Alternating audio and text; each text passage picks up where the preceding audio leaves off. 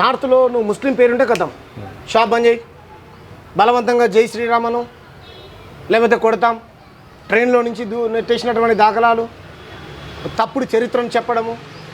నువ్వు క్రైస్తవుడు అయితే నువ్వు క్రైస్తవుడు కాబట్టి నువ్వు ప్రభుత్వాన్ని అంటున్నావు.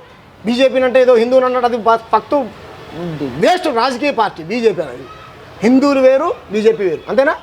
బీజేపీ అనేది రాజకీయ పార్టీ, హిందువులు చాలా మంచోళ్ళు. బీజేపీ వేస్ట్ పార్టీ, ఈ దేశానికి ప్రమాదకరమైనటువంటి పార్టీ, వాళ్ళ పాలసీ. కాబట్టి ఆ భావజాలాన్ని అమాయకమైనటువంటి మన హిందూ ప్రజలకు నేర్పించి ఇతర మతస్థుల మీదకి ఉసిగొల్పుతున్నారు. అందుకే భారతదేశంలో మైనారిటీ హక్కులు ఉల్లంఘనకు గురవుతున్నాయి. దళితుల మీద దాడులు చేస్తూ ఉన్నారు, బీసీల మీద దాడులు చేస్తూ ఉన్నారు, ఎస్టీల మీద దాడులు చేస్తున్నారు. ఇంకా క్రైస్తవ ముస్లింల పరిస్థితి చెప్పాల్సిన అవసరం లేదు. అందుకు ఎగ్జాంపులే ఇప్పుడు నేను చెప్పిన ఉత్తరాఖండ్లో జరిగినటువంటిది. నిన్న కాకుండా ఏఆర్ రెహమాన్ నా పేరు వెనకాల ఇది ఉంది కాబట్టి నా వివక్ష చేశారు, అవకాశాలు రాకుండా చేశారు అన్నాడు.